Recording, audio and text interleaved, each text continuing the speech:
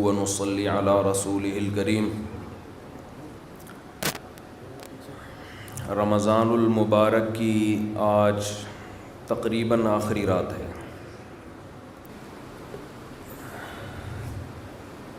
تو رمضان تقریباً مکمل ہو چکا، چند گھڑیاں رمضان کی باقی ہیں. کچھ باتیں آپ کی خدمت میں پیش، یہ تو نعت اور یہ سب چیزیں یہ تو ویسے ہی لوگوں کو خون گرم کرنے کے لیے. اچھا، میں اکثر نظمیں بھی وہ پڑھتا ہوں جو تھوڑا سا آپ کے بلڈ کے سرکولیشن کے لیے مفید ہوں، تھوڑا کاکڑ دنہ ہو جائے جسے سن کے. کاکڑ دنہ سمجھتے ہیں؟ قوالی جب چلتی ہے نا، قوالی جب شروع ہوتی ہے تو شروع میں سلو ایسا ہی ہوتی ہے. تھوڑی دیر میں آ کے وہ ایک دم کاکڑ دنہ کر کے آواز آنا شروع ہوتی ہے، ایک دم سب اچھلنا کودنا شروع ہو جاتے ہیں، ایک دم جوش آتا ہے ان کو. تو اس کو ہم کہتے ہیں کاکڑ دنہ. کاکڑ دنہ کا مطلب تھوڑا سا ہلچل مچ جائے طبیعت میں. تو یہ ویسے ہی تھوڑا سا، مجھے الفاظ بھی نظم کے یاد نہیں آ رہے تھے، کوئی دائیں بائیں کر دی، آگے پیچھے الفاظ کر دیے میں نے نظم کے. دیکھو، ایک چیز کا خوب خیال کرو، اپنے آپ کو ہمیں عملی زندگی سے جوڑنا پڑے گا. یہ تو آج اجتماعی دعا ہوئی، حقیقت بتاؤں مجھ سے اجتماعی دعا نہیں مانگی جاتی. اللہ کا بڑا فضل ہے، مجھے عادت ہے کبھی کبھار، میں نہیں کہہ رہا کہ کوئی بہت نیک ہوں، جب بھی کچھ توفیق ٹوٹی پھوٹی ملتی ہے دعا مانگنے کا لطف تنہائی میں آتا ہے. یہ تو اس لیے تاکہ لوگوں کو تھوڑا سا دعا مانگنے کا سلیقہ آ جائے، تھوڑا سا اللہ کے سامنے گڑ گڑانے کا ذوق پیدا ہو جائے. لیکن ہمارے ہاں جیسے ایسے لوگ آپ کو ملیں گے جو سال میں ایک دفعہ نہاتے ہیں عید کے دن، وہ بھی کوئی مشورہ دیتا ہے ان کو.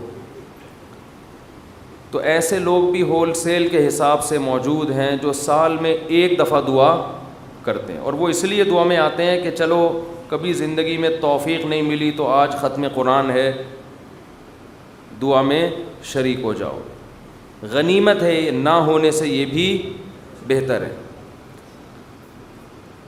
لیکن حقیقت یہ ہے کہ جس کو تنہائیوں میں اللہ کے سامنے مانگنے کی عادت کا چسکا لگ گیا، اس کی زندگی بن جاتی ہے. ہر ایک کا اپنا تجزیہ ہوتا ہے نا، بزرگوں کے ارشادات بھی ہوتے ہیں، فلاں بزرگ نے یہ فرمایا، فلاں نے یہ فرمایا، فلاں نے یہ ہوتا ہے نا، ان کے اپنے ذوق ہوتے ہیں. میں بزرگ تو نہیں ہوں لیکن آج کل فرما بہت کچھ رہا ہوں. تو اگر آپ کہہ سکتے ہیں جی میں نے یہ فرمایا، فرمانے پر گورنمنٹ کی طرف سے کوئی پابندی نہیں ہے، اور تجربے انسان شیئر کر سکتا ہے، اس پہ بھی کوئی پابندی نہیں ہے. یہ میں اس لیے کہہ رہا ہوں کہ یہ نہ سمجھے کہ مفتی صاحب بہت بڑے آج کل بزرگ بنے ہوئے ہیں اور آج کل فرمانا بھی شروع کر دیا انہوں نے. فرمودات ہوتے ہیں نا بزرگوں کے. ایک بات خوب اچھی طرح سمجھ لیں کہ دعا سے زیادہ مشکل عبادت میرے علم میں کوئی نہیں ہے. دنیا کا سب سے مشکل کام کیا ہے؟ دعا مانگنا. اور دعا سے بڑی عبادت بھی کوئی، بولو نا بھائی، نہیں ہے. مشکل بھی اور سب سے بڑی کا مطلب کیا ہے؟ اللہ کا قرب، اللہ سے تعلق، اللہ سے محبت، اللہ اور بندے کا لنک جتنا دعا کے ذریعے بنتا ہے، میرا اپنا تجربہ یہ ہے کہ اتنا کسی اور عبادت سے نہیں، حتیٰ کہ روزے، زکوٰۃ، نماز سے بھی نہیں بنتا. میرا تجربہ ہے، غلط بھی ہو سکتا ہے. ابھی میں نے ارشاد فرمانا بولا تھا نا، ارشاد فرمایا پر تو آپ تھکے ہوئے بھی ہیں، تھوڑا سا چٹکلے بھی سنا دیتا ہوں. فرمایا پہ بہت دفعہ ایک لطیفہ سنا چکا ہوں، نئے لوگ آ جاتے ہیں. ہمارے ایک دوست تبلیغی جماعت میں گئے، کوئی دیہاتی بھی ان کے ساتھ تھے.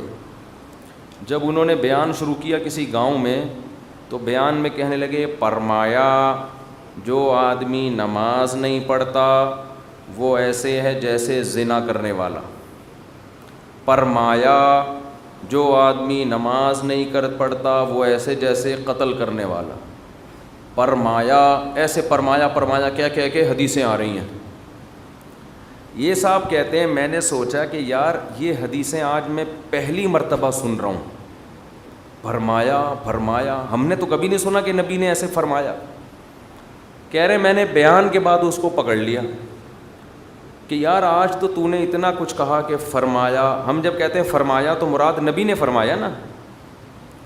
تو یار یہ جو اتنی ساری حدیثیں تو سنا رہا ہے کہ جو نماز نہیں پڑھتا ایسے جیسے قتل کیا, جو نماز نہیں پڑھتا ایسے جیسے زنا کیا, تو کس نے یہ فرمایا؟ کہہ رہے ہم نے فرمایا. کیا کہہ رہے؟ ہم نے فرمایا. ہم نے کہا بھائی یہ تیرے فرمودات کے لیے لوگ یہاں نہیں بیٹھ, کچھ بھی فرما دے تو. لیکن جیسے اس نے کچھ بھی فرما دیا, گورنمنٹ کی طرف سے فرمانے پر پابندی نہیں ہے, لیکن اس نے تو ویسے ہی فرما دیا نا. لیکن میں جو کچھ فرما رہا ہوں اس کے پیچھے ایک تجربہ ہے, ایک لاجک ہے, ایک دلیل ہے, ایسے ہی ہوائی بات نہیں ہے. سب سے زیادہ انسان کو اللہ کے قریب کرنے والی عبادت دعا. سب سے مشکل عبادت بھی کون سی ہے؟ بولو, دعا. آپ کہیں گے یار یہ کہاں سے مشکل ہو, روزہ کتنا مشکل ہے, صبح سحری میں اٹھو, سارا دن جو ہے وہ نہ کھاؤ نہ پیو. بہت سے لوگ کہتے ہیں روزے میں اللہ صرف ایک گھونٹ چائے کی اجازت دے دیتا نا. صبح جب سحری کے بعد فجر پڑھ کے 1 گھنٹہ سو کے جب اٹھتے ہیں تو ایسا لگتا ہے جیسے قبر سے کسی مردے کو اکھاڑا جا رہا ہے. عجیب سی حالت ہوتی ہے نا اس وقت. اسی طرح آفس میں پہنچ جاتے ہیں, پھر اگر 1 آدھ گھونٹ چائے پینے کی اجازت ہوتی کیسے فریش ہو جاتے, لیکن اللہ نے اجازت نہیں دی. تو آپ کہہ سکتے ہیں اتنی مشکل عبادت روزہ, مفتی صاحب کہہ رہے ہیں نہیں, دعا مانگنا اس سے بھی زیادہ مشکل. نماز کتنی مشکل عبادت, لیکن مولانا صاحب کہہ رہے ہیں یہ فرمایا بھی وہی فرمایا ہے جو اس نے فرمایا تھا. یہ کیا ہو رہا ہے بھائی؟ اس کو دنیا میں سب سے مشکل بات پتہ ہے کیا ہے؟ الفلاحیہ کا اسپیکر ٹھیک ہو جائے. حقیقت یہ کبھی ٹھیک, دیکھو اسٹائل دیکھو, ادھر بھی ڈالا ہوا ہے, ادھر بھی رکھا ہوا ہے, ادھر ایک اور لگا ہوا ہے, پھر بھی بیچارے لگے رہتے ہیں. یہ کہتے ہیں جنات ہیں. تو آپ کہہ سکتے ہیں بھائی کیسے مشکل ہے. اصل میں دعا, اور ایک اور اشکال ہوگا, آپ کہتے ہیں لوگ تو بہت دعائیں مانگتے رہتے ہیں. کتنی دعائیں مانگتے ہیں نا, صبح و شام دعائیں مارکیٹ میں چل رہی ہیں ہول سیل کے حساب سے. اصل میں وہ دعائیں پڑھی جا رہی ہیں, مانگی بولو نہیں. دعا پڑھنا بہت آسان ہے. یونس علیہ السلام نے مچھلی کے پیٹ میں لا الہ الا انت سبحانک انی کنت من الظالمین کہہ کے دعا پڑھی نہیں تھی, یہ دعا مانگی تھی. اور ہم کیا کر رہے ہوتے ہیں؟ پڑھ رہے ہوتے ہیں. جتنے مرد یہاں بیٹھے ہیں, جتنی خواتین بیان سن رہی ہیں اوپر, ان سے گزارش ہے کہ اپنے معمولات میں دعا کا اضافہ کریں اور اللہ سے دعا مانگنے کا معمول بنائیں. دعا مشکل کیوں ہے یہ میں بتانا چاہ رہا تھا. باقی جتنی عبادتیں ہیں ان میں کتنی ٹینشن ہوتی ہے, وضو کرو پھر چل کے آؤ, صبح سحری میں اٹھو, روزہ رکھو. دعا میں تو کچھ بھی نہیں ہے, یوں کرو اور پڑھنا شروع کر دو. اصل میں دعا نام ہے دل کے لگنے کا, جذبے کے ساتھ مانگنے کا. شیطان انسان کو یہ باور کراتا ہے کہ تو مانگتا ہے ملے گا تجھے کچھ بھی نہیں, اس لیے مانگتا ہے ہی نہیں, پڑھتا ہے. کیونکہ جب مانگ رہے ہوتے ہیں نا تو پتہ ہوتا ہے کہ ملنے والا بولو کچھ بھی نہیں. لیکن چونکہ مسلمان ہیں شاید ٹرائی کر کے دیکھتے ہیں, شاید کچھ ہو جائے, تو زبان تھوڑی گھس جائے گی.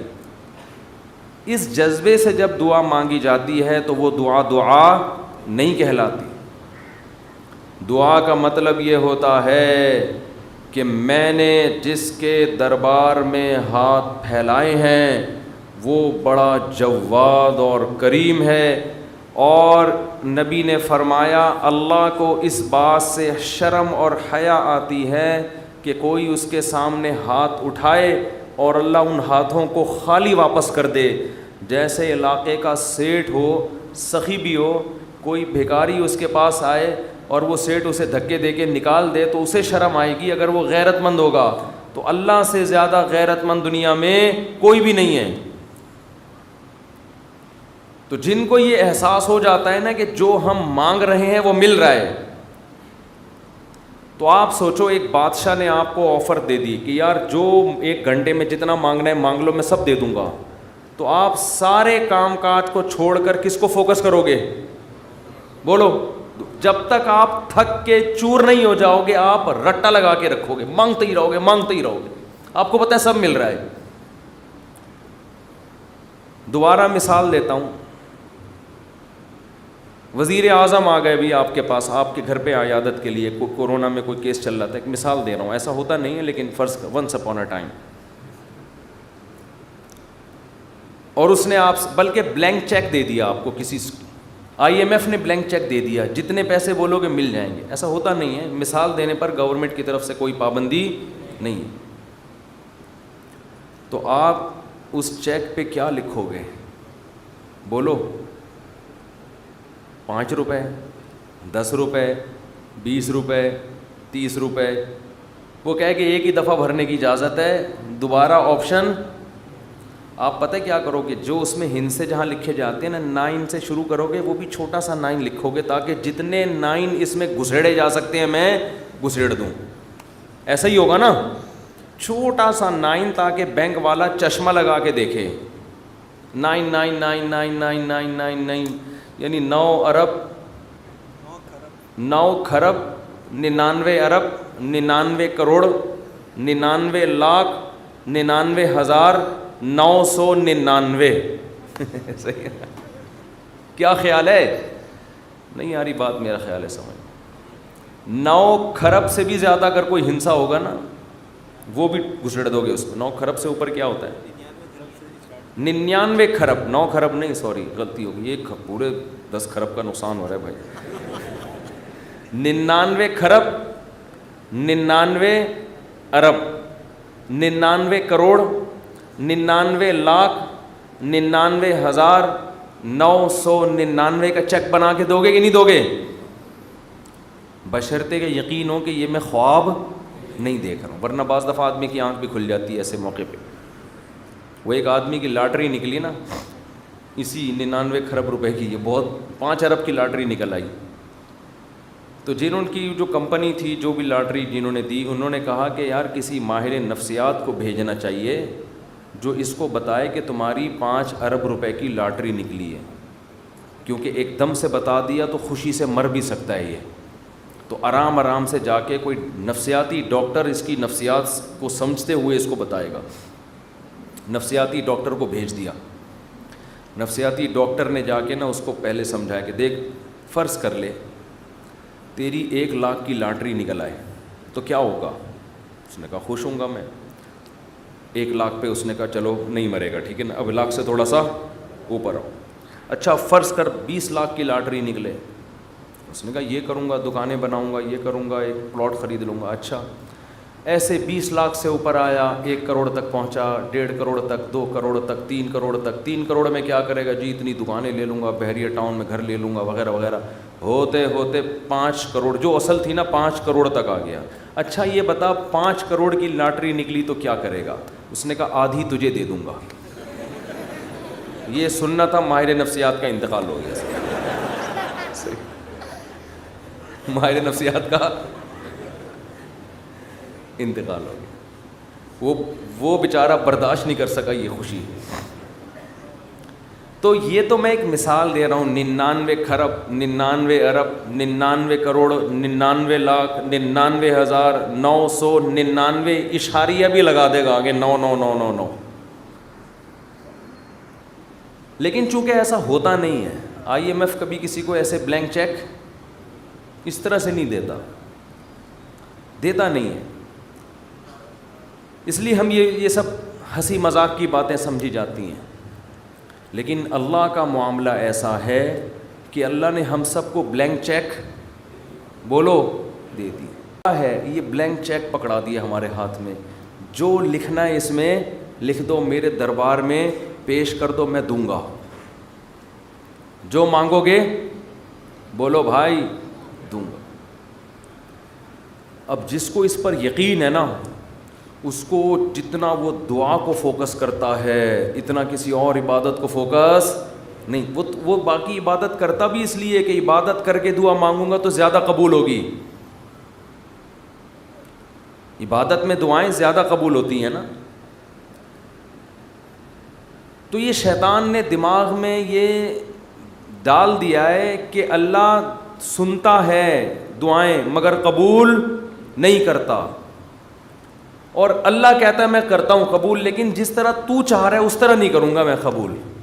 اس طرح کرنا اگر شروع کر دی تو اللہ کا معاملہ ہمیشہ غیب پر ہے۔ یخشون ربہم بالغیب، جو اللہ سے ڈرتے ہیں بغیر دیکھے، جو اللہ پہ ایمان لاتے ہیں بغیر دیکھے، جنہوں نے جنت پہ یقین کیا بغیر دیکھے، جو جہنم سے ڈرتے ہیں بغیر دیکھے، جنہوں نے عذاب نہیں دیکھا، کیونکہ دیکھ لیں گے تو آزمائش ختم، پھر تو سارے نیک بن جائیں گے، سارے نیک۔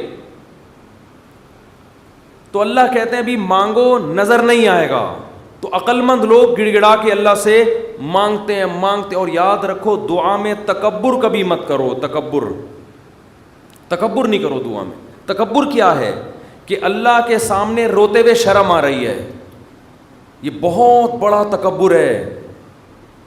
دیکھو کسی دنیا دار سیٹھ کے سامنے انسان کو روتے ہوئے بھیک مانگتے ہوئے شرم آ جائے، یہ غیرت کا تقاضا ہے۔ لوگ کہتے ہیں نا اتنی سی حاجت پہ تو رو کیوں رہا ہے، کہتے ہیں نا لوگ، ارے آپ نے جا کے کسی سے لاکھ روپے قرضہ مانگا اور آنکھوں سے آنسو نکل گئے تو ٹھیک ہے وہ ترس کھا کے آپ کو لاکھ روپے دے دے گا، مگر اس کی نظر میں آپ کی عزت بڑھے گی یا کم ہو جائے گی؟ کم ہو گیا۔ لاکھ کے پیچھے کیا کر رہا ہے؟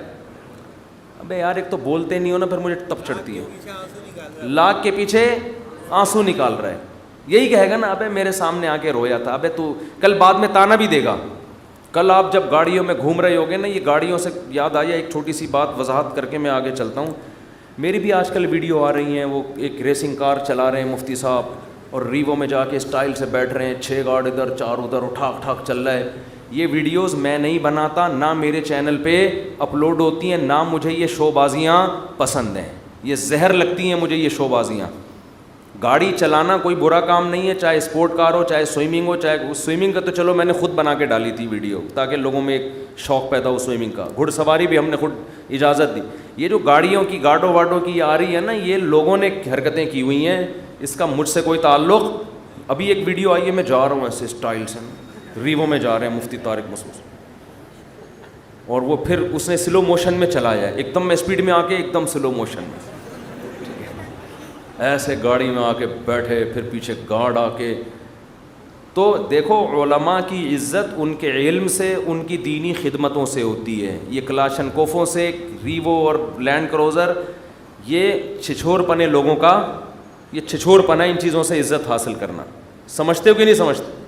ایک دیہاتی ہمارے پاس آیا، مجھے بڑا اچھا لگا۔ بعض گاوار دیہات کے لوگ ہوتے ہیں سیدھے سادے، بڑی اچھی باتیں کرتے ہیں۔ وہ ایک عالم کے پاس گیا، ان کے گارڈ تھے، جیسے ہی گیا تو گارڈ کھڑک کھڑک ایک دم جو ہے نا، وہ عالم اپنی ریوو میں آ کے بیٹھے اور بڑا پروٹوکول کے ساتھ۔ وہ گارڈ بھی شو مارنے کے لیے نا، خام خام میں وہ کیا ہوتا ہے یار، وہ تو گن کو لوڈ کر رہے ہیں نا شو مارنے کے لیے۔ تو یہ بیچارہ سیدھا وزیرستان کا تھا، یہ پٹھان تھا۔ مجھے کہنے لگا یار مفتی صاحب یہ تو شو بازیاں ہمارے ہاں اس سے بھی زیادہ ہیں، یہ علماء کو ان چیزوں کی کیا ضرورت ہے؟ جو آ رہا ہے تو ٹھک ٹھک کر کے نا وہ شو بازی، وہ ان کی شاید شو بازی کی نیت نہ ہو، لیکن دیکھنے میں ایسے ہی لگ رہا تھا۔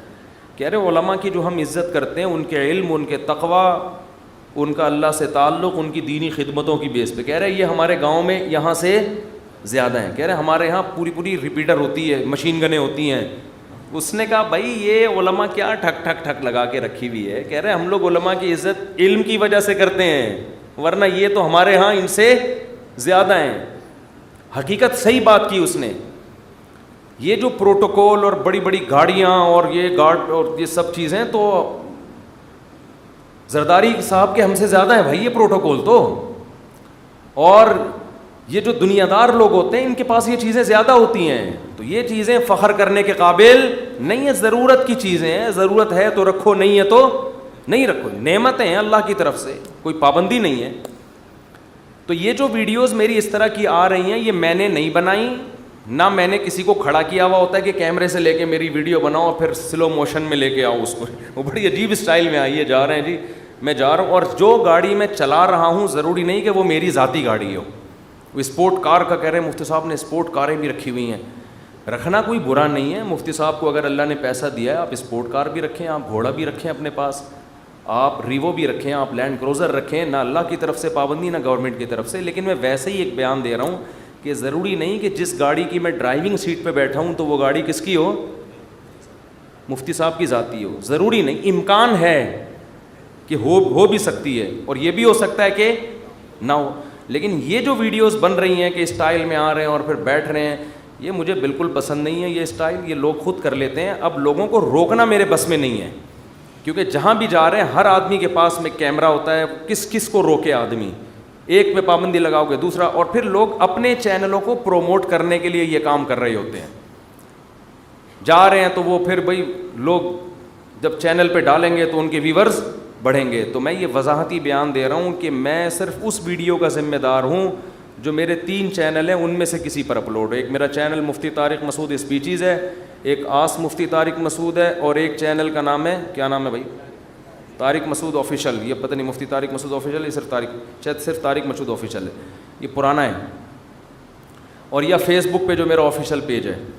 تو اس کے علاوہ کہیں بھی کچھ آ رہا ہے تو وہ یہ لوگ نہیں نہ سمجھے مولانا صاحب یہ بھی دھندے شروع کر دیے مولانا صاحب نے, اب یہ اسٹائل مارنا صحیح ہے نا شروع کر دی ہیں کہ وہ یہ ہو رہا ہے. خیر جلدی سے ہم موضوع کی طرف آتے ہیں. تو کیا بات کر رہا تھا یار, جلدی سے دعا کی بات تو چل رہی تھی, لیکن ہاں تو دعا میں اللہ کے سامنے گڑ گڑاتے ہوئے عار محسوس نہ کیا کرو. ایک ٹیکنیکل فالٹ لوگوں میں دیکھتا ہوں میں, جب دعا مانگتے ہیں تو منہ پہ یوں کر لیتے ہیں, یوں کر چھپا دیتے ہیں منہ اپنا. پتہ نہیں لوگوں سے شرم آ رہی ہے آپ کو, کیا ہو رہا ہے یار. انسان کے سامنے آنسو بہانا بے عزتی کی بات ہے, استغنا کے خلاف. اپنی حاجت لوگوں کے سامنے بیان بولو نہ کی جائے. اگر آپ نے کر دی, آپ کسی کے سامنے رو دیے, اس کی نظر میں آپ کی عزت کیا ہو جائے گی, کم. مت رو, اپنے آنسو چھپاؤ لوگوں کے سامنے.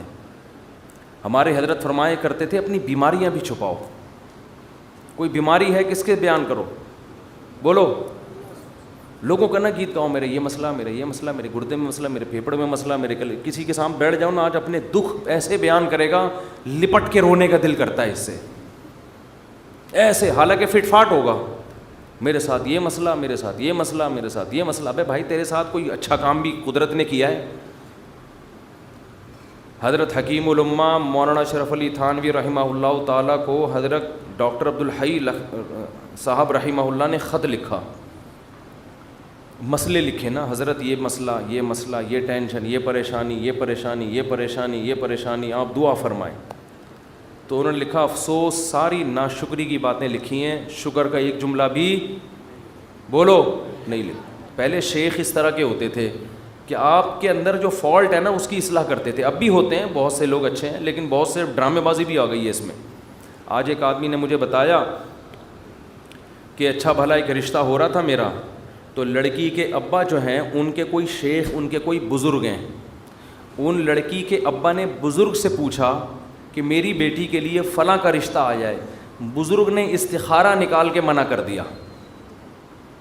یہ بھی ایک مبالغہ ہے, غلو ہے. اپنے بچوں کی شادی میں اپنے شیخ سے پوچھنے کی آپ کو ضرورت. دیکھو شیخ پیر و مرشد کا مطلب کیا ہوتا ہے, وہ آپ کو اللہ اللہ سکھائے, آپ کو دین کی باتیں سکھائے, آپ اس سے شریعت سیکھو, اللہ سے تعلق سیکھو. شادی بھی اپنی مرضی سے کرو. آپ ہر چیز میں شیخ سے پوچھا جا رہا ہے. تو بھائی وہ آپ کے گھر کے حالات آپ سے زیادہ نہیں جانتا. باپ جتنا اچھا بیٹی کے لیے فیصلہ کر سکتا ہے, ماں جتنا اچھا فیصلہ کر سکتی ہے, پیر و مرشد نہیں کر سکتا. پتہ نہیں کیا بنا لیا لوگوں نے پیر و مرشد کو. اپنی شادی بھی پیر صاحب جہاں کہیں گے وہاں ہوں گی, بچے کی شادی بھی پیر صاحب. وہ بھائی پیر ہے, یہ تمہارا باپ ہے, یہ خدا ہے. یہ پیر صاحب اللہ اللہ سیکھنے کے لیے, ان کو بولیں بس اللہ اللہ سکھائیں, ٹھیک ہے نا. اس کے علاوہ مجھ سے لوگ آ کے, بہت سے عقیدت مند لوگ ہیں, مجھ سے آ کے پوچھ رہے ہوتے ہیں میری بچی کا یہ مسئلہ وہاں کر دوں. میں کہتا نہ میں آپ کی بچی کو جانتا ہوں, نہ میں اس کم وقت کو جانتا ہوں معذرت کے ساتھ جس سے آپ کی بچی کی شادی, میں کہاں مشورہ دوں گا, خود فیصلہ کرو بھائی.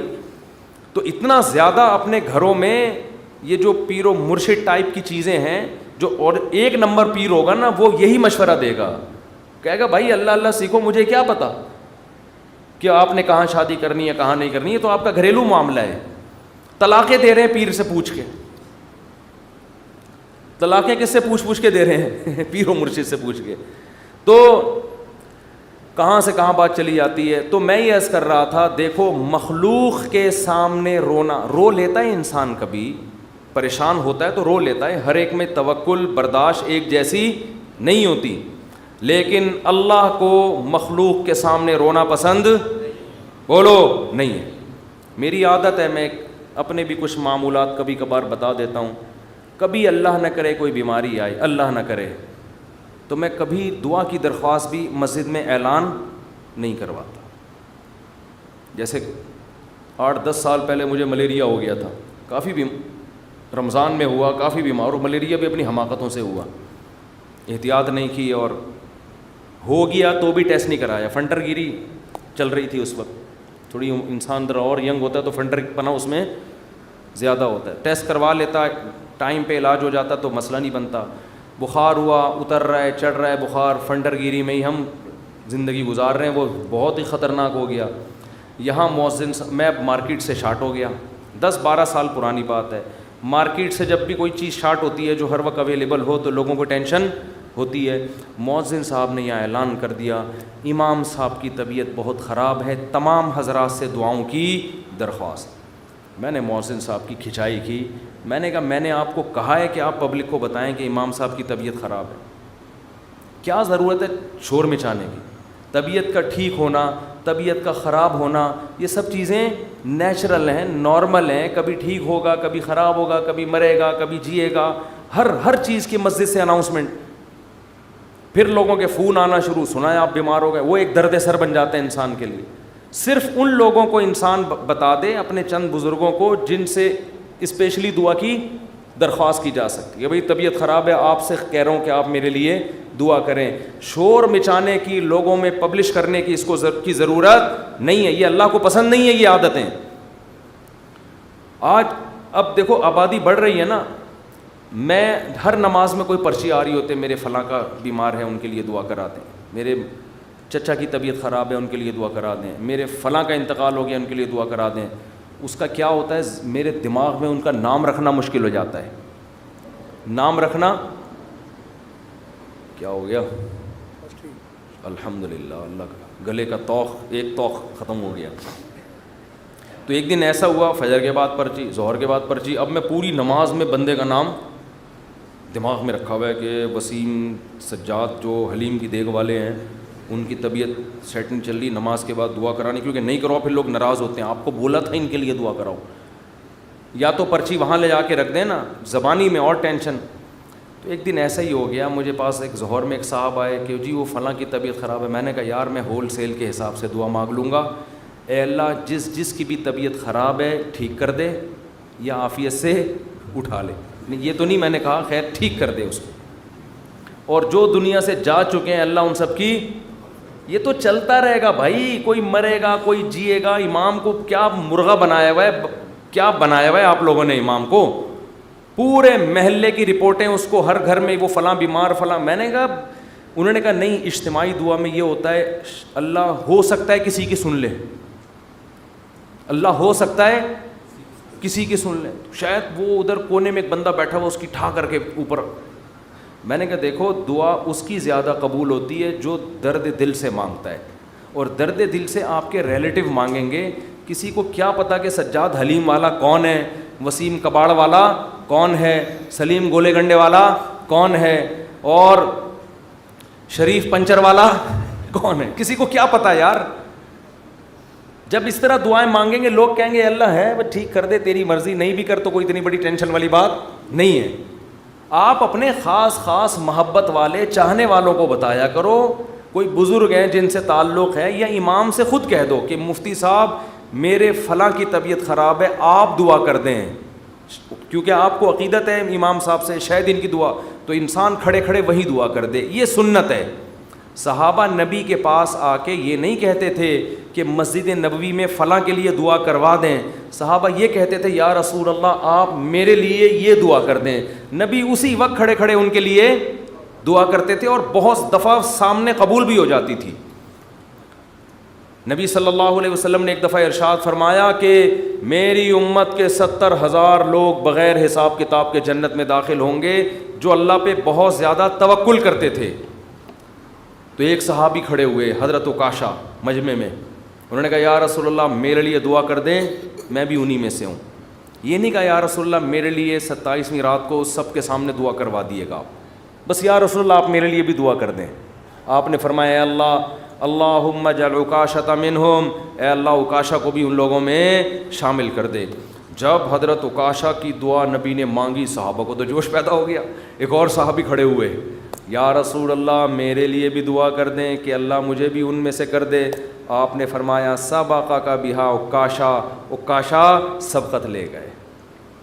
کیا مطلب, حدیث کا مفہوم کیا ہے کہ اللہ نے یہ فضیلت اس کے لیے رکھی تھی جو اس فضیلت پہ بہت زیادہ حریص ہو, اور یہ حرص عکاشہ میں ہے کیونکہ انہوں نے کسی اور کے کھڑے ہونے کا انتظار نہیں. یہ بذریعہ وہی نبی کو پتہ چلا نا کہ یہ اللہ اسی کے لیے قبول کرے گا جو پہلے نمبر پہ کھڑا ہو کے دعا مانگے گا, دوسروں کے لیے آپشن نہیں ہے.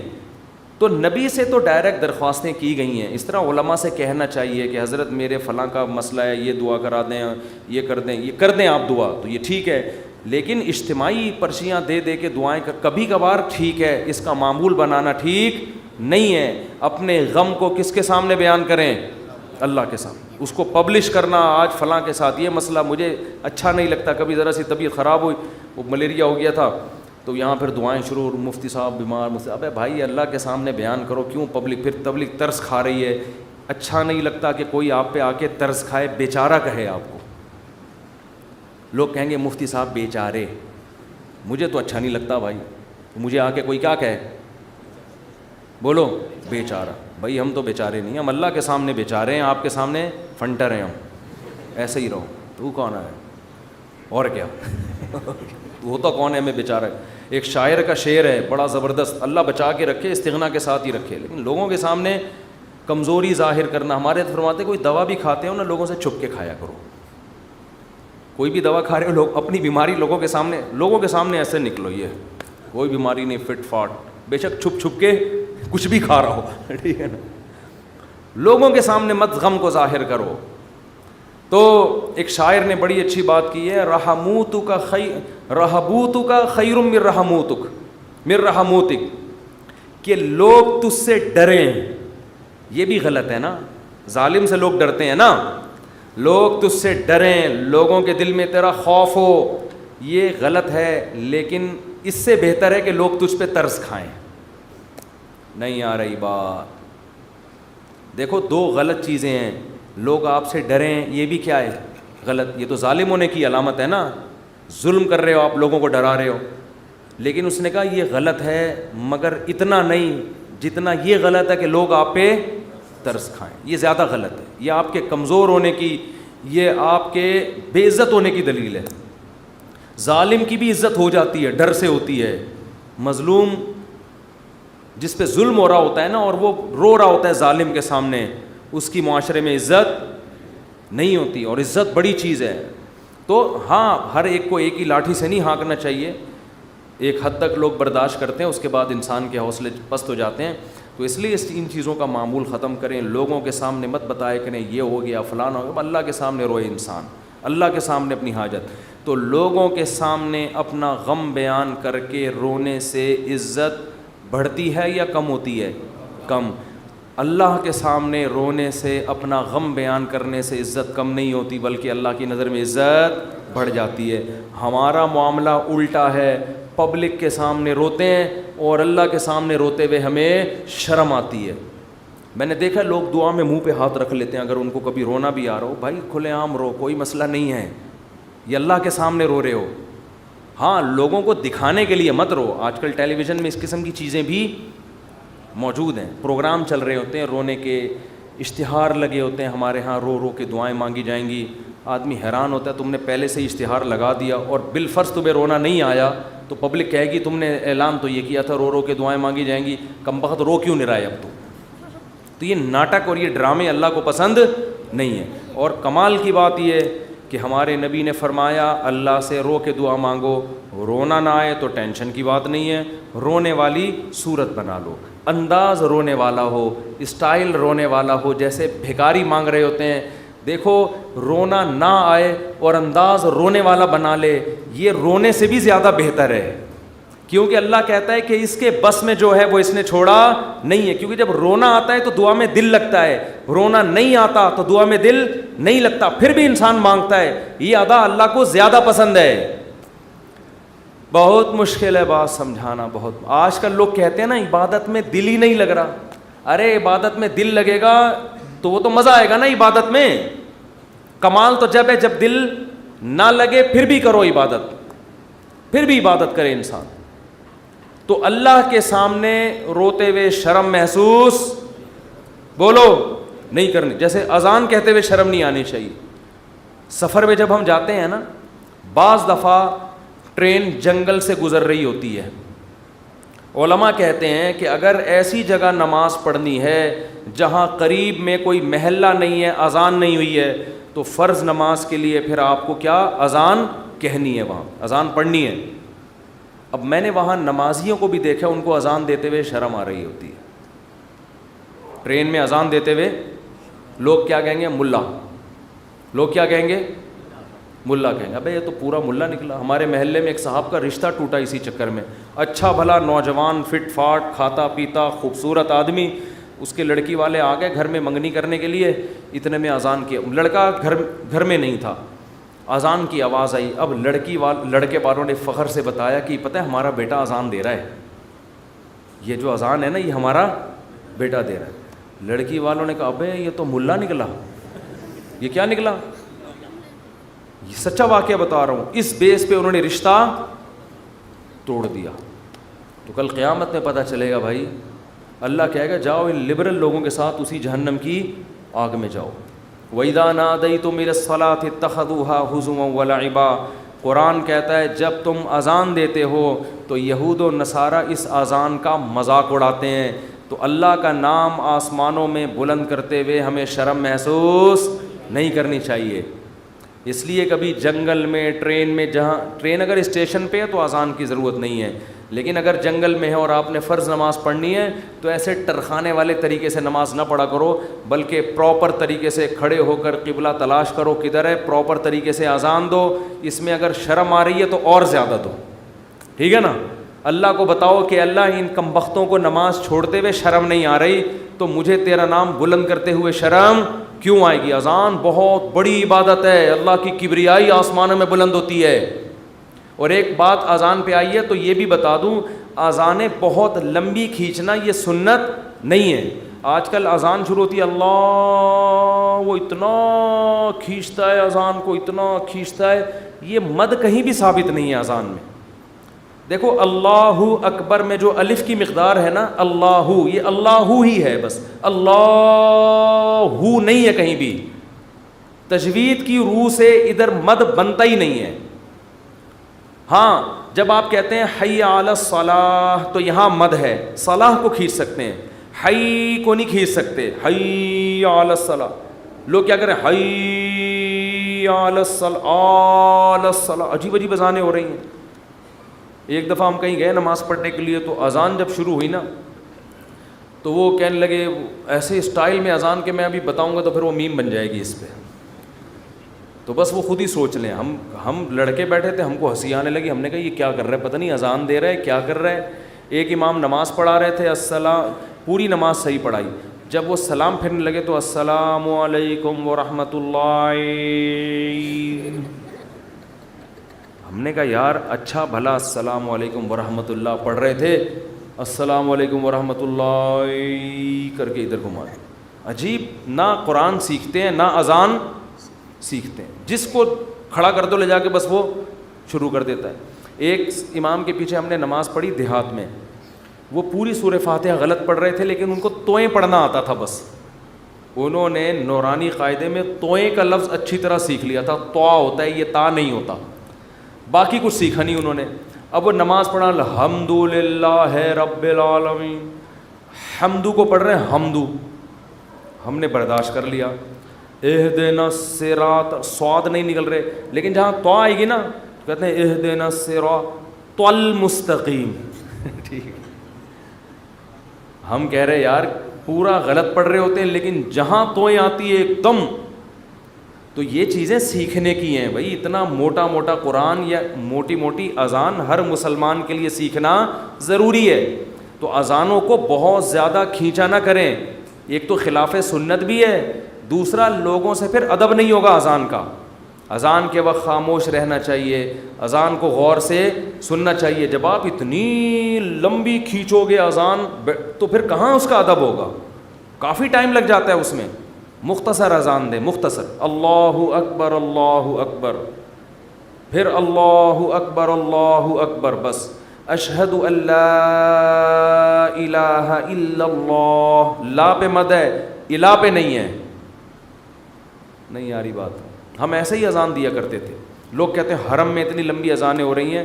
وہ حرم کا ماحول ہے, ایک حرم کی ایک برکت ہے, وہاں لمبی اذان ہی تو سننے کے لیے جاتے ہیں لوگ. بہت سے عرب علماء کو اس پہ بھی اشکالات ہیں. بہت سے عرب تو کہتے ہیں یہ حرم میں بھی جو اتنی لمبی ہو رہی ہے یہ خلاف سنت ہے, لیکن وہ تو حرم کا معاملہ ہے, ان کو اپنے حال پہ چھوڑ دو. وہ پھر بھی وہاں مسئلہ یہ ہے کہ وہاں کا تو ماحول ہی ایسا ہے نا. نارملی جب آپ اذان دیں تو اتنی لمبی اذان نہیں ہونی چاہیے کہ لوگوں کے لیے اس وقت خاموش رہنا, اس کا ادب کرنا ایک آزمائش بن جائے. اور پھر اسپیکر اتنے بھاری بھرکم نہیں ہونے چاہیے کہ اس اذان سے لوگوں کے کان کے پردے پھٹنا شروع ہو جائیں. اس سے لوگ پھر ان شاعر اسلام کی عزت کرنے کے بجائے توہین کرنا شروع کر دیتے ہیں. خاص طور پہ غیر مسلم ممالک میں جہاں آپ کو کوئی اذان کی پرمیشن دے دے تو اعتدال سے اذان دیں, ان کے آرام کا خیال رکھیں. تو جلدی سے میں یہ بات کو ختم کروں. دیکھو, دعائیں مانگنے میں شرم اور عار محسوس نہ کرو. اللہ کے سامنے گڑ گڑانے میں شرم اور عار محسوس نہ کرو, اس کا معمول بنا لو. حضرت عمر فرمایا کرتے تھے کہ میری دعا قبول ہو رہی ہے یا نہیں, مجھے اس سے غرض نہیں ہے, مجھے اس سے غرض ہوتی ہے کہ مجھے دعاؤں کی توفیق مل رہی ہے کہ نہیں مل رہی. تو جتنی دعائیں, ڈاکٹر ٹھیک کرے گا, جا مانگ ڈاکٹر سے, میری مرضی میں ٹھیک کروں نہ کروں, لیکن تو نے یہ بتا دیا ہے کہ تو مجھے اپنا محتاج, تو اپنے آپ کو میرا محتاج نہیں سمجھتا. تو نے اپنے عمل سے یہ ثابت کر دیا ہے کہ تو اپنے آپ کو نہیں سمجھتا کہ میں اللہ کا محتاج ہوں. تو نہیں سمجھتا کہ اللہ سب کچھ کر سکتا ہے. اس لیے اللہ کی نظر میں دعا کی ویلیو ہے. اگر آپ کا کوئی مسئلہ اٹکا ہوا ہے اور آپ اس کے اسباب اختیار کرتے ہو, دعا نہیں مانگتے, اللہ کہتے ہیں تیرا یہ خیال ہے کہ مسئلے میں دور نہیں کر سکتا, مسئلے تیرے گورنمنٹ دور کرے گی. تو یہ تکبر ہے جو آپ کو سزا کا ذریعہ بنے گا اور برکتیں چھین لے گا آپ کی زندگی سے. اس لیے قرآن کے الفاظ دیکھو, وقال ربکم ادعونی استجب لکم. اللہ کہتے ہیں کہ مجھ سے دعا مانگو, میں تمہاری دعا کو قبول کروں گا. ٹھیک ہے بھائی, یہ آپشن ہے نا. آپ بتاؤ جب کوئی گورنمنٹ کسی کو کوئی آپشن دیتی ہے یا کوئی بینیفٹس دیتی ہے تو گن پوائنٹ پہ تھوڑی دیتی ہے. بھائی گورنمنٹ نے یہ کہا کہ قرضہ ملے گا بغیر سود کے, غریب لوگوں کو چاہیے اپنا مکان بنائے, یہ کہے گی نا گورنمنٹ. آگے دھمکی تو نہیں دے گی, جس نے قرضہ نہیں لیا نا ہم سے مکان بنانے کے لیے اس کو شوٹ کر دیا جائے گا. ایسی دھمکی دے گی کبھی؟ تو یوں ہی کر دو اگر منہ سے نہیں نکل رہا کچھ. دھمکیاں دے کے کبھی کسی کو کوئی سہولت دی جاتی ہے؟ ہاں, دیہاتی مائیں کرتی ہیں ایسا. کھا, وہ ایک آدمی نے پرینک بنایا کہ انگریزوں کی مائیں اور پاکستانیوں کی مائیں میں کیا فرق ہے. بڑا زبردست تھا. انگریز کی ماں کھانا لا کے رکھ دے گی, کھانا ہے کھا, نہیں تو یہاں سے دفع ہو جا. ٹھیک ہے نا. پاکستانی اور دیہاتی ماں کیا کرے گی, وہ میرا بیٹا کھا لے, یہ میں نے تیرے لیے پکائی ہے بریانی, میں نے تیرے لیے یہ پکایا ہے. پہلے منتیں کرے گی, بچہ نہیں کھائے گا تو دھمکیاں دینے پہ آ جائے گی اس کو, کھا ورنہ میں تھپڑ ماروں گی تیرے کے. بے غیرت, تو نے بنوایا کیوں مجھ سے, یہ تجھے پتہ نہیں ہے یہ تو نارملی ایسا ہوتا نہیں ہے کہ آپ کسی کو کوئی نعمت دے رہے ہو اور ساتھ میں بندوق نکال کے بولو کہ یہ لو. کسی کو آپ نے ہدیہ دیا, 100 روپے, 1000 روپے, 500 روپے آپ نے کسی کو دیے, یا آپ کی خدمت میں, وہ کہہ رہے یار میں تو ابھی ضرورت نہیں ہے, آپ کا بڑی نوازش, آپ بندوق نکالو لے, تو یہ ہدیہ رہے گا؟ یہ ہدیہ تھوڑی رہے گا. تو کوئی بھی جب حکومت یا کمپنی کسی کو سہولت دیتی ہے تو وہ گفٹ کو پھر گفٹ ہی قرار دیتی ہے. لیکن اللہ کا اسٹائل یہاں پہ بالکل انداز بالکل الگ ہے. اللہ کیا کہتے ہیں؟ مجھ سے مانگو. یہ بینیفٹس مل رہے ہیں نا اللہ کی طرف سے, ہیں بھائی؟ اللہ کیا کہہ رہے ہیں؟ مجھ سے مانگو, اور میں جو مانگو گے میں وہ تمہیں دوں گا. بس یہ اللہ ٹھیک ہے, ہمیں تو نے بتا دیا کہ ہم مانگیں گے اور تو دے گا, ہمیں یہ بات پتہ چل گئی, اب ہماری مرضی, ہم جب چاہیں تو اس سے مانگیں, ہمیں یہ سہولت کا پتہ چل گیا, اب ہم ہماری مرضی, اب ہمارے. کہتے ہیں اٹس اپ ٹو یو, کہتے ہیں نا یہ اب آپ کے اوپر ہے, آپ مانگیں یا نہیں مانگیں. نہیں, آگے اللہ نے بندوق نکال لی ہے ٹھیک ہے نا, بندوق نکال لی. اللہ کہتے ہیں ان الذین یستکبرون عن عبادتی, یاد رکھو مجھ سے مانگنے میں تکبر کیا. میں نے تو کہا ہے مانگو, اگر نہیں مانگا, کبر سے کام لیا کہ نہیں جی ہم نہیں مانگ رہے, سیدخلون جہنم داخرین, ذلیل کر کے جہنم کی آگ میں پھینک دوں گا. اڑے بھائی اللہ تو ہمیں گفٹ دے رہا ہے دعا کا یا جرمانہ لگا رہا ہے, کیا کر رہا ہے؟ سمجھ میں آنے والی بات ہے؟ کوئی سمجھ میں آنے والی بات؟ بالکل سمجھ میں نہیں آ رہی ہے. یہی وجہ ہے کہ قرآن میں اور مقام پہ جب اللہ نے کہا نا میری یہ نعمتیں کھاؤ, تو پھر یہ نہیں کہا نہیں کھاؤ گے تو یوں کر دوں گا, یہ نہیں کہا. اللہ نے قرآن میں کہا کلو وشربو, کھاؤ اور پیو, حد سے تجاوز نہ کرو. یہ نہیں کہا اگر نہیں کھایا نا تو جہنم میں پھینک دوں گا, یہ کہا قرآن نے. کیا ہو گیا بھائی؟ اللہ نے کہا فن کے ہو, نکاح کرو, یہ نہیں کہا نہیں کیا نا جہنم میں پھینک دوں گا میں. بشرطے کہ گناہ سے بچے انسان, گناہ کرو گے پھر تو جاؤ گے جہنم میں. لیکن جو بھی اللہ نے نعمتیں دی ہیں ان کو بندوق کی نوک سے نہیں اللہ نے کہا, کیونکہ وہ نعمت پھر نعمت رہتی نہیں ہے, وہ نعمت تھوڑی رہتی ہے پھر وہ. لیکن یہاں اللہ کیا کہہ رہے ہیں؟ مجھ سے مانگو میں تمہیں دوں گا. ہم خوش ہو گئے, زبردست, اللہ کی طرف سے انعام مل گیا, ٹھیک ہے جب سہولت سے ٹائم ملے گا تو مانگ لیں گے, موڈ ہوگا. اور نہیں بھی مانگا تو اللہ نے بس ایک آپشن دیا ہے کہ مانگو گے تو ملے گا. لیکن اللہ نے کیا کیا, انداز دیکھو, کہا کہ اگر نہیں مانگا تو جہنم میں ذلیل کر کے داخل کر دوں گا. سوال پیدا ہوتا ہے اللہ یہ تو گفٹ دے رہا ہے یا ہمیں ڈرا رہا ہے, آزمائش میں ڈال رہا ہے؟ اللہ کہتے ہیں گفٹ بھی دے رہا ہوں لیکن یہ بہت بڑی آزمائش بھی ہے.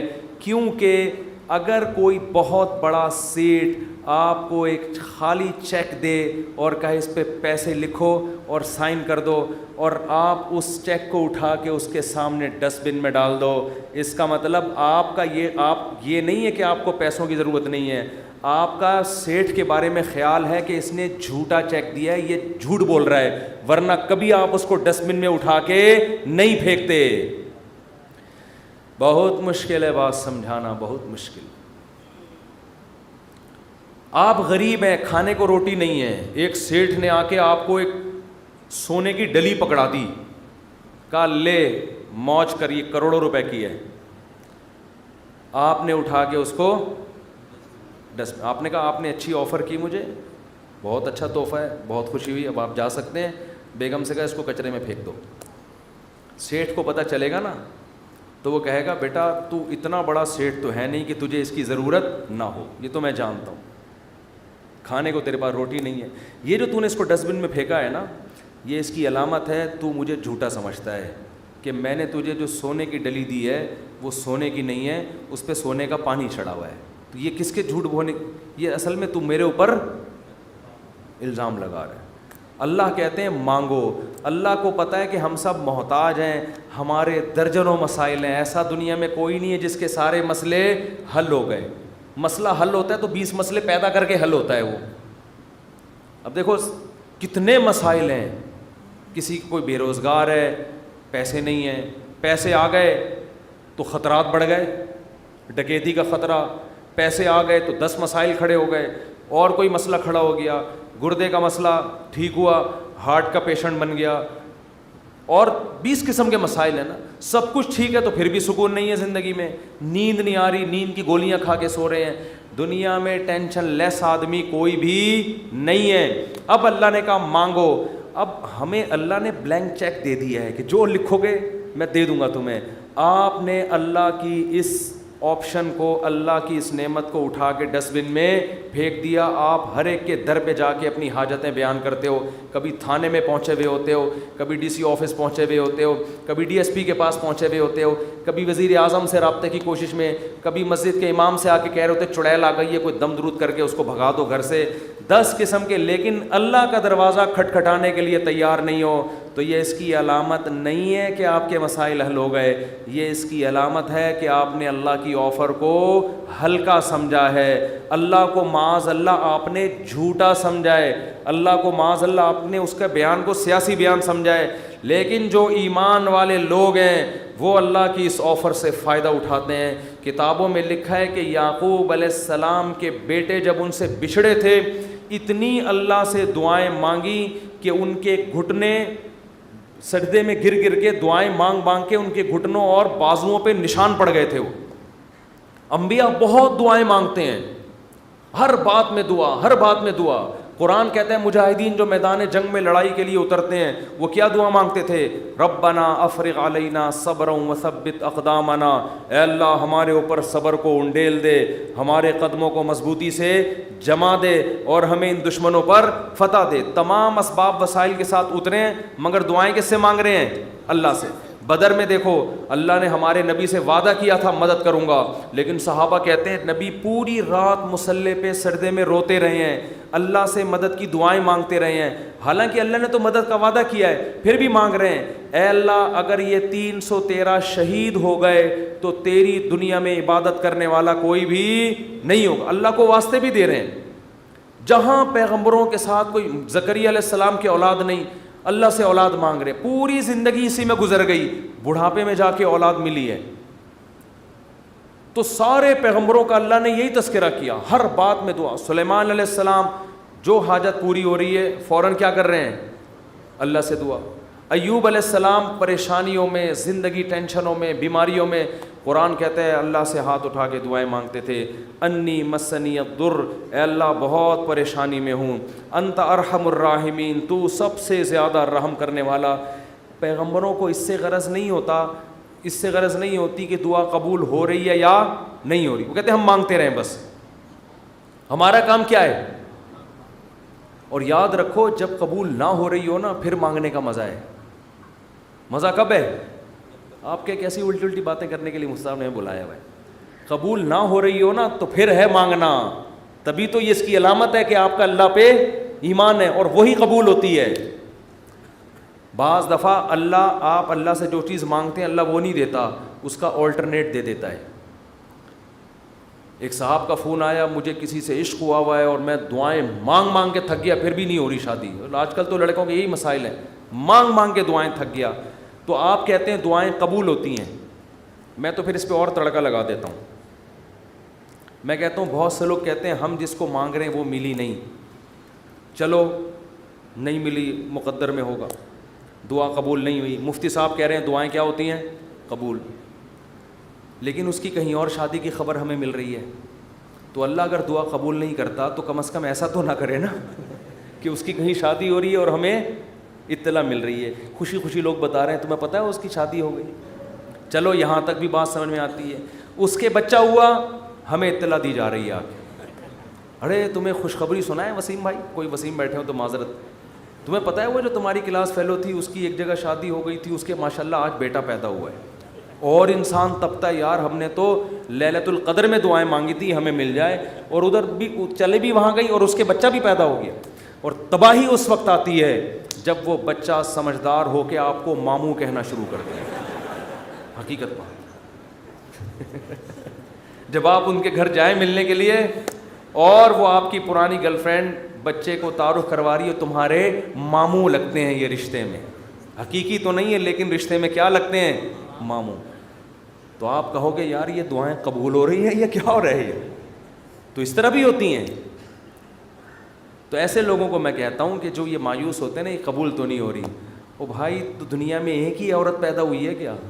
اللہ کے علم میں یہ بات تھی کہ وہ تیرے لیے نقصان دہ تھی، ہر چیز تمہارے لیے نہیں ہے۔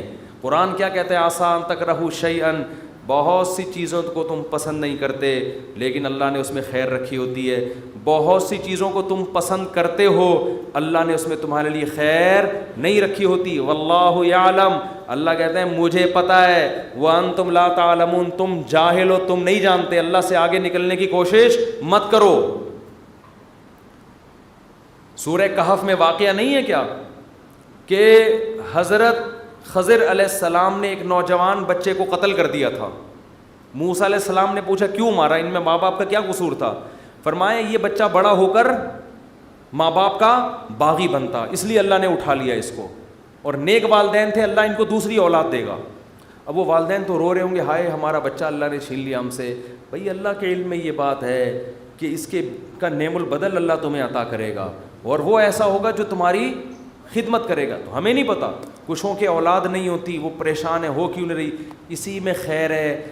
کیا بھروسہ کوئی اولاد ہو اور وہ آپ ہی کا سر بجانا شروع کر دے۔ وہ آپ جو جیسا چل رہا ہے اللہ سے اچھی امید رکھو، اے اللہ میرے ساتھ یہی ٹھیک، سر پہ بال اگائیں ٹھیک ہیں، نہیں یوں بولا کرو مجھ پہ ٹنڈ سوٹ کرتی ہے اس لیے اللہ مجھے بال نہیں دے رہا۔ بہت سے لوگوں کا یہ مسئلہ ہے، بال ہی نہیں اگ رہے، مالشیں کر کر کے، زیتون کی مالشیں، یہ آملہ کھا لیا انہوں نے، لگانے کے بجائے نا کھانا شروع کر دیا انہوں نے، نہیں اگ رہے ہیں۔ ایسے لوگ ایسے گنجے دنیا میں موجود ہیں۔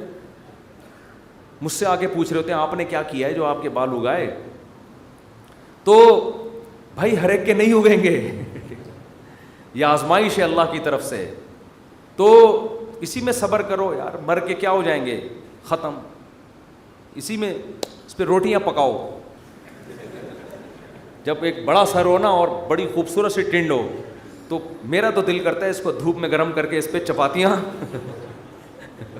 مزہ آتا ہے، سر بھی بڑا ہو اور تمیز سے بنا ہوا، تو ایک دم ایک ایسا فیل سا ہوتا ہے۔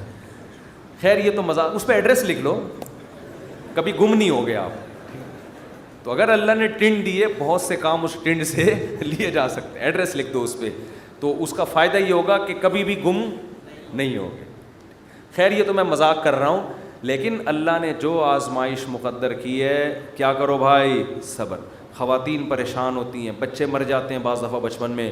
نبی نے کیا فرمایا؟ جس عورت کا بچپن میں بچہ مر گیا اور اس نے صبر کیا، میں اس کے لیے جنت کی ضمانت لیتا ہوں۔ بے صبرے لوگ اللہ کو پسند نہیں ہیں۔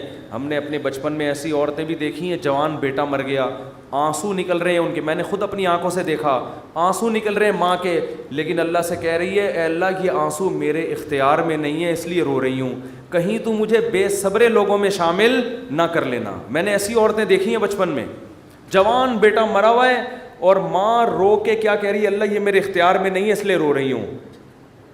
دیکھو ایسی عورتیں ہوا کرتی تھیں۔ اب تو چیخنا، چلانا، واویلا کرنا، شور شرابہ، گھروں میں چیزیں اٹھا کے پھینکنا، اس کو سمجھتے ہیں بڑا نیک آدمی ہے یہ دنیا۔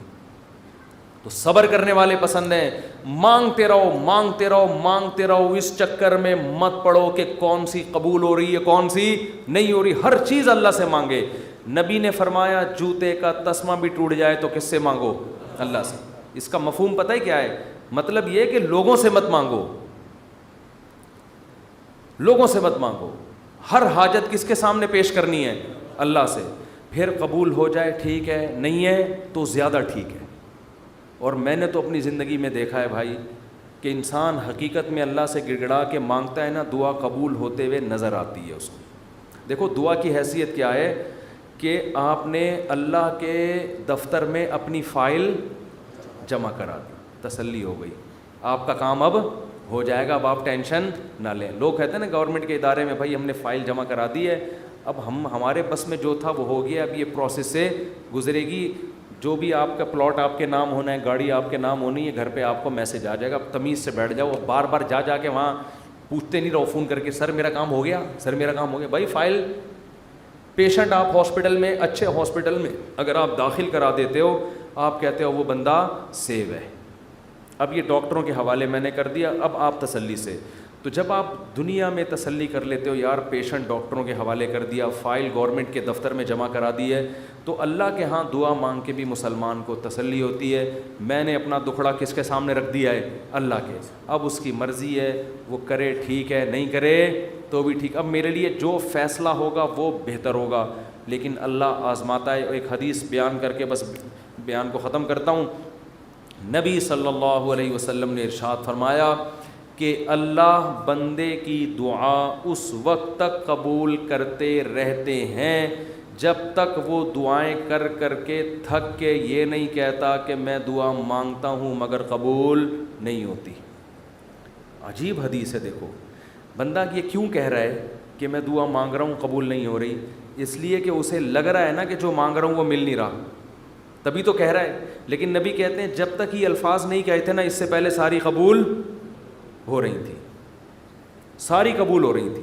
جب یہ کہا تو اب اللہ قبول کرنا بند. تو اس سے صاف پتہ چل گیا کہ آپ کو جو لگتا ہے نا کہ قبول نہیں ہو رہی, وہ بھی حقیقت میں ہو رہی ہیں, وہ ہو رہی ہیں قبول. آپ یہ ہم بیوقوف ہیں جو ہم سمجھ رہے ہیں کہ نہیں ہو رہی. کس طرح سے ہو رہی ہیں یہ کس پہ چھوڑ دو؟ اللہ پہ. تو اپنے گھروں میں دعاؤں کا معمول بنائیں. اگر اس رمضان میں ہم صرف دعا کرنا ہی سیکھ لیں تو میں سمجھتا ہوں کہ یہ رمضان ہمیں بہت کچھ دے کر جا رہا ہے. اور حضرت حکیم الامہ فرمایا کرتے تھے جن کو گناہوں کی عادت نہیں چھوٹ رہی نا, تو وہ بھی اللہ سے دعاؤں میں مانگ لیا کریں کہ اللہ مجھے یہ عادت چھڑوا دے. تعلق ختم نہ کریں اللہ سے, لنک ختم نہ. اللہ کو وہ لوگ پسند نہیں ہیں جو اللہ سے تعلق ختم کر دیں. لنگڑا لولا تعلق ہو, گناہوں کے بعد توبہ والا تعلق رکھو, لیکن رکھو, تعلق ختم نہیں ہونا چاہیے. کیونکہ یاد رکھو جیسے ہم اکیلے پیدا ہوئے قبر میں بھی اکیلے ہی ہوں گے, اس وقت اللہ کے سوا کوئی بھی نہیں ہوگا. تو جس نے دنیا میں اللہ سے جتنی دوستی لگا لی قبر میں یہ دوستی کام آئے گی, اور جس نے دنیا میں اللہ سے نہیں لگائی, اللہ کو یاد نہیں رکھا, بیوی بچوں کے بکھیڑوں میں, دوستوں کے بکھیڑوں میں, رشتہ داروں کے بکھیڑوں میں پڑا رہا, پیسوں کے بکھیڑوں میں, تو قبر میں ان میں سے کوئی بھی کام نہیں آئے گا. قبر کی تنہائی اللہ کی یاد دور کرتی ہے. قرآن کی تلاوت, ذکر, اذکار, یہ قبر کی میں روشنی کا ذریعہ بنے گی. اور اگر اللہ سے دل میں وحشت ہے, نہ مانگنے کی عادت ڈالی, یہاں مانگو گے تو وہاں بھی قبول ہوگی. اور نبی صلی اللہ علیہ وسلم نے فرمایا کہ تنگی کی حالت ہو یا خوشی کی حالت ہو, دونوں حالتوں میں اللہ سے مانگنا ہے. پریشانیوں میں اللہ سب کو یاد آتا ہے, خوشیوں میں اللہ یاد آنا مشکل. جب پریشانی ہوتی ہے ابھی تو ہندو بھی اللہ سے دعائیں مانگ رہے ہیں. کرونا پھیلا ہوا ہے, وہ بھی آ کے مسلمانوں سے کہہ رہے ہیں اللہ سے مانگو بھائی. ہماری دادی اللہ مغفرت فرمائے بتایا کرتی تھیں, اور بھی میں نے یہاں ایک بزرگ تھے ان سے بھی سنا کہ جب ہندوستان میں قحط پڑتا تھا تو ہندو مسلمانوں سے آ کے کہتے تھے اللہ سے دعا مانگو یہ قحط دور ہو جائے. تو جب سخت مصیبت آتی ہے, میں نے ایک دفعہ جہاز میں سفر کر رہا تھا, تو کراچی سے ہم پتہ نہیں اسلام آباد یا لاہور, تو کیا ہوا ہے جہاز میں اکثر لبرل قسم کے لوگ بیٹھے ہوتے ہیں, اکثر, زیادہ تر نہیں, اکثر, جو اللہ کو ذرا کم ہی یاد کرتے ہیں, ذرا ماڈرن قسم کے لوگ ہوتے ہیں نا جہاز میں, پیسہ ہوتا ہے تو, ورنہ وہ ٹرین سے, نیک آدمی ہوتا تو ٹرین سے جا رہا ہوتا نا, یا بس سے جا رہا ہوتا بیچارہ, چھت پہ بیٹھ کے جا رہا ہوتا. پیسہ آتا ہے تو دین اکثر چلا جاتا. تو اکثر جہاز میں دیکھا ہے لبرل, ایئرپورٹ پہ ہی اسٹائل پتہ چل جاتا ہے. تو ہم جا رہے ہیں, ہمیں کراچی سے جہاز چلا ہے, راستے میں کہیں موسم خراب, تو ہلکے پھلکے 2-3 جھٹکے آئے جہاز کو. میں نے تو لیپ ٹاپ نکالا, وصیت کو اپڈیٹ کر دیا نا. ٹھیک ہے, تو میرے پاس ہر وقت وصیت نامہ رہتا ہے کہ کوئی بھی ایسی بات ہے وہی لکھتے. اپڈیٹ کیا یا کرنے کا ارادہ کیا, ابھی پوری بات مجھے یاد نہیں ہے, لیکن میں اکثر ایسا کر دیتا ہوں کہ جب کوئی ایسا خطرہ ہوتا ہے فون پہ بتا دیتا ہوں. جہاز میں تو فون کر نہیں سکتے. ایک دفعہ ہم مکہ سے مدینہ جا رہے تھے, عربی ڈرائیور تھا, اس نے جو بھگائی ہے گاڑی, ٹیکسی لی تھی کرائے پر, تو میں نے گھر باقاعدہ فون کر کے 2-3 وصیت نامے اسی وقت لکھوائے. میں نے کہا مجھے یقین نہیں ہے کہ میں مدینہ پہنچ پاؤں گا. اس نے نمبر پلیٹ پہ کالا کپڑا لگا دیا تاکہ کیمرے میں, اور وہ جو بھگائی ہے اس نے, اور وہ جو راستے میں روکنے کے لیے آ رہی ہوتی ہیں ان کو بھی اڑاتا ہوا نکل گیا. وہ جب نمبر ہی ٹریس نہیں ہو رہا اس کا, تو ایسے بھی ہوتا ہے بعض دفعہ. تو جہاز میں پہلا جھٹکا آیا, کوئی بھی اللہ کو یاد نہیں کر رہا. ارے ایئر ہوسٹس نے بتایا کوئی نارمل تھوڑا سا سیٹ بیلٹ باندھ لیں, وہ جو ٹھش پش اس نے کرنی تھی کر دی, 2-3 دفعہ ٹھش پش کر کے وہ نکل گئی. آگے گئے ہیں تھوڑا اور, پھر اور او بھائی پھر جو جہاز نے ہچکولے کھانا شروع کیے ہیں, اب طبیعتیں خراب ہونا, وہ جو اوپر سے چیزیں گرنا شروع ہو گئی نا. مجھے جنید جمشید یاد آیا. میں نے کہا اللہ بچا لے تو زیادہ خوشی ہوگی, بچ جائیں تو باقی تیرے ہاتھ میں. مانگنی تو اللہ سے عافیت چاہیے نا, اللہ زندگی دے دے, ہم تو محتاج ہیں نا. اللہ کے سامنے فنٹر گیری چھینی, اللہ تیری مرضی مارنا ہے مار دے, میں موت سے تھوڑی ڈرتا ہوں. یہ بھی بعض لوگ کر رہے ہوتے ہیں, میں موت سے ڈرتا ورتا نہیں ہوں. یہ نہیں اللہ کو پسند ہے. اللہ پیسہ دینا ہے دے, نہیں دینا نہیں دے. ہمارے نبی کے گھر میں 40 دن چولہا نہیں جلتا تھا, میرے گھر میں اگر 80 دن نہ جلے تو کیا ہو گیا. اللہ کو تو محتاج ہی پسند ہے بھائی, گڑ گڑاؤ مانگو اس سے. تو میں نے بھی دعا مانگی اللہ اس مصیبت سے ہمیں نجات دے دے. لیکن ویسے ایک آپ کو بات بتاؤں, جہاز کی موت ہوتی بہت آسان ہے, اس میں زیادہ ٹینشن لینے کی ضرورت نہیں ہے.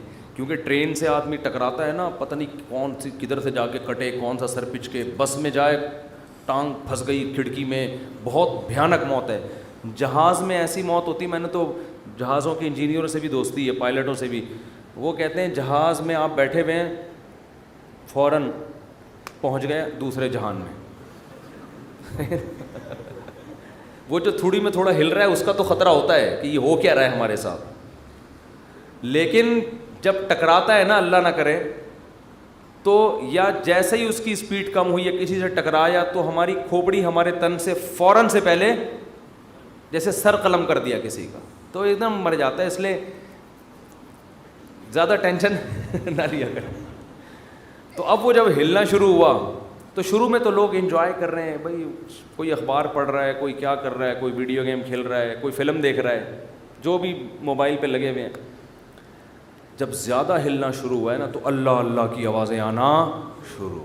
میں نے کہا اب دیکھو یہ انسان کتنا نالائق ہے. اللہ نے اتنے جھٹکے دیے, اب بول اللہ نہیں, ابھی تک نہیں. اخبار, پب جی, یہ سب چیزیں چل رہی ہیں. وہ جب چیزیں گرنا, وہ ایئر ہوسٹس وہ جو پانی وانی لے کر آتی ہے نا, وہ بھی دھڑام سے ادھر کو نیچے. جب اتنی حالت ہوئی ہے, وہ ایئر ہوسٹس بولے ایکچولی کچھ بھی نہیں.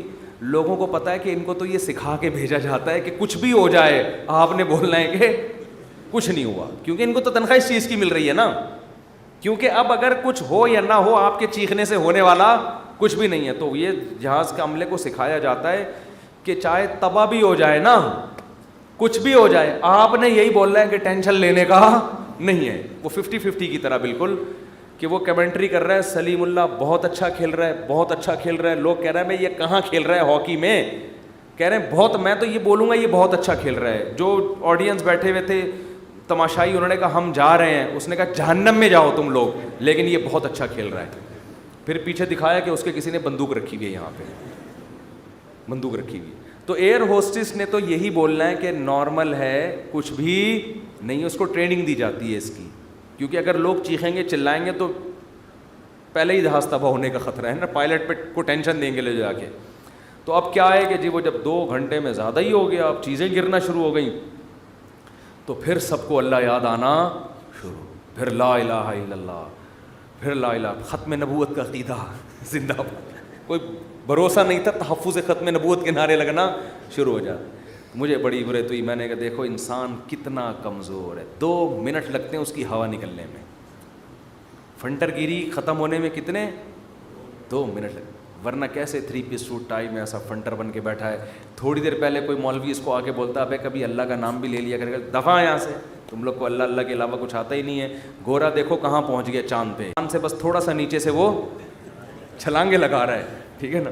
اور تم کیا اللہ اللہ صبح تسبیح پڑھا کرو, شام کو لا الہ الا اللہ پڑھا کرو, کیا تم لوگوں نے. تو بھائی جب ایک چپت پڑتی ہے تو اچھوں کو بھی اللہ یاد آتا ہے. تو بہتر ہے کہ خوشی کی حالت میں اللہ کو یاد رکھو. تو بس تو خوشی میں اللہ کو یاد رکھو گے. حدیث میں آتا ہے کہ غم میں اللہ تمہیں یاد رکھے گا. 2-3 کام بتا دوں بس, رمضان کے بعد پابندی سے کرنے ہیں. ایک, ہمیشہ دعاؤں کا معمول, کبھی بھی دعا چھوڑنی نہیں، ٹھیک ہے. دوسرا کام، دل لگے نہ لگے یہ اپنے اختیار میں نہیں. یہ لوگ کہتے ہیں دل نہیں لگ رہا، ابے بھائی تو مانگ لے، اس کی برکتیں آپ دیکھو گے انشاءاللہ. دوسرا کام، تلاوت کا ناغہ نہ ہو بھائی. جتنی خواتین بیان سن رہی ہیں، مرد بھی، روزانہ پابندی کے ساتھ قرآن کھولنا ہے ایک دفعہ. یہ جو ایک دفعہ بند ہوتا ہے پھر رمضان میں جا کے نکلتا ہے، یہ قرآن کے ساتھ بے انصاف. کبھی کبھار جو حافظ ہیں ان کو تو اللہ نے بڑی سہولت دی ہے، 15 منٹ پڑھ لو، آدھا گھنٹہ پڑھ لو، تھوڑا پڑھ لو لیکن پابندی کے ساتھ. کوشش کریں گے کہ نہیں کریں گے گھروں میں بھی. اور تیسرا کام، تسبیحات. اللہ کا نام ہے نا اس میں. دیکھو لا الہ الا اللہ اس وقت نکلا نا جب جہاز ہچکولے کھانے لگا، تو ابھی کوئی بھی ہچکولے نہیں کھا رہا، ابھی نہ کوئی اللہ الحمدللہ کچھ بھی نہیں ہو رہا. تو ابھی لا الہ الا اللہ صبح 100 دفعہ، شام کو 100 دفعہ. تیسرا کلمہ پڑھ لیا سبحان اللہ والحمد للہ ولا الہ الا اللہ واللہ اکبر. یہ تیسرا کلمہ اللہ کو اتنا محبوب ہے، حدیث میں آتا ہے سورج جن چیزوں پہ طلوع ہوتا ہے، جتنی چیزیں ہیں ان سے زیادہ محبوب اللہ کو یہ کلمہ ہے. تو صبح 100 دفعہ تسبیحات میں رکھنے سے فائدہ یہ ہوتا ہے کہ یاد رہتا ہے انسان. آج کل تو بڑی خوبصورت خوبصورت تسبیحات آ رہی ہیں، بڑی ٹیکنیک، ان کو دیکھ کے انسان کا تسبیح پڑھنے کا دل چاہتا ہے. اور اس میں دھوکے بھی ہوتے ہیں. میں نے منگوایا تھا انٹرنیٹ پہ نا، تو ڈبہ آ گیا تھا اس میں تسبیح نہیں تھی. یہ بھی ہو رہا ہے، خالی ڈبہ. تو انٹرنیٹ پہ بڑے دھوکے ہوتے ہیں. تو 100 دفعہ صبح تیسرا کلمہ، تیسرا نہیں تو چوتھا کلمہ بھی ٹھیک ہے، لا الہ الا اللہ وحدہ لا شریک لہ لہ الملک ولہ الحمد وہو علی کل شیء قدیر. نبی صلی اللہ علیہ وسلم نے فرمایا، یہ میرا آج آخری بیان ہے، اس کے بعد اب رمضان میں بیان نہیں ہوگا، یہ ذہن میں رکھیں، یہ اعتکاف والے بھی دماغ میں رکھ لیں، ٹھیک ہے نا. تو اس لیے میں ذرا بیان آج میں نے بہت لمبا کر دی ہے تاکہ کچھ تو عمل تو ہونا کچھ اس پر. لا الہ الا اللہ وحدہ لا شریک لہ لہ الملک ولہ الحمد وہو علی کل شیء قدیر. ابھی کوئی جہاز ہچکولے نہیں کھا رہا ہے. 100 دفعہ صبح یہ پڑھ لو، 100 دفعہ شام کو یہ پڑھ لو، بیٹھ کے پڑھ لو، چلتے پھرتے پڑھ لو. یہ کلمہ اللہ کو اتنا محبوب کہ آپ صلی اللہ علیہ وسلم نے فرمایا جس نے 100 دفعہ یہ کلمہ صبح پڑھا اس سے زیادہ نیکیاں کوئی شخص اپنے اعمال میں جمع نہیں کر سکتا سارا دن، سوائے اس کے جو اس سے بھی زیادہ مرتبہ پڑھے. تو بہت یہ اللہ کو محبوب کلام ہے. کتنا پیارا، لا الہ الا اللہ، اللہ کے سوا کوئی عبادت کے لائق نہیں ہے. وحدہ، تنہا ہے، لا شریک لہ، اس کے ساتھ کوئی شریک نہیں ہے، لہ الملک، اسی کی بادشاہی، ولہ الحمد، وہی قابل تعریف، وہو علی کل شیء قدیر. اور یحیی و یمیت بھی درمیان میں لگا سکتے ہیں، اور وہ ہر چیز پر قدرت رکھتا ہے. یحیی و یمیت، وہی موت دیتا ہے، وہی حیات. اللہ کو یہ کلمات اتنے محبوب کیوں ہیں؟ آپ کہیں گے اس میں کون سا ایسا قربانی ہے؟ اصل میں دنیا میں ہر چیز کا تذکرہ کیا جا رہا ہے جس سے انسان کا مفاد. اگر لوگ کسی ذات کو سب سے زیادہ بھولیں تو کس کو؟ اللہ کو. جو چیز مارکیٹ میں شارٹ ہوتی ہے اس کی ویلیو بڑھتی ہے. اللہ کو پتہ ہے کہ دنیا میں امریکہ کا نام لینے والے بہت، پیسہ کا نام لینے والے بہت، عزت شہرت کے بھوکے بہت، اللہ کا نام لینے والے مارکیٹ میں شارٹ. اور اگر اللہ کا نام لے بھی رہے ہیں تو اپنے فائدے کے لیے. آپ نے صرف اللہ کو راضی کرنے کے لیے ان تسبیحات کی پابندی کرنی ہے. حدیث میں آتا ہے، بخاری کی حدیث ہے، کلیمتان خفیفتان علی اللسان ثقیلتان فی المیزان حبیبتان الی الرحمن. کیا خوبصورت کلام ہے. فرمائے 2 کلمے ایسے ہیں زبان پہ بہت ہلکے، ترازو میں بہت بھاری، اور الرحمن کو بہت محبوب. وہ فرمایا سبحان اللہ و بحمدہ سبحان اللہ العظیم. تو چلتے پھرتے انسان یہ پڑھ لیا کرے، اور کوئی مقصد نہ ہو کہ میں یہ وظیفہ پڑھوں گا تو میری شادی ہو جائے گی، میرے بچے ہو جائیں گے، اور وہ ماموں نہیں مجھے کہیں گے ان کے بچے. یہ چکروں میں نہ پڑھیں. اللہ کو، اللہ کا نام لیں اللہ کو خوش کرنے کے لیے. اللہ کو اللہ کا نام لینے والے لوگ پسند ہیں. اور میں گارنٹی کے ساتھ لکھ کے دے دوں آپ کو، اس سے جو دل میں سکون ملے گا وہ سکون آپ کو کسی نفسیاتی ڈاکٹر کی کاؤنسلنگ سے اور کسی سائیکالوجسٹ کی کاؤنسلنگ سے نہیں ملے گا. آپ کو ایسا سکون ملے گا. آپ یہ پابندی تو کریں لیکن سکون کے چکر میں نہیں کریں، یہ پھر نہیں ملے گا سکون. اگر آپ نے ٹرائی کیا نا کہ میں اللہ کا نام لے کے دیکھتا ہوں سکون ملنا ہے کہ نہیں مل رہا, پھر نہیں ملے گا. یہ تو ایک ویسے ہی اللہ کی طرف سے سہولت ہے. تو روزانہ خواتین بھی مرد بھی صبح و شام کم سے کم 100 مرتبہ تیسرا یا چوتھا کلمہ صبح اور 100 مرتبہ. یہ میں بہت ہلکا پیکج دے رہا ہوں, اس سے آگے تو پھر یہ تو کم سے کم ہے. تو یہ معمول بنانا ہے, کریں گے کہ نہیں کریں گے؟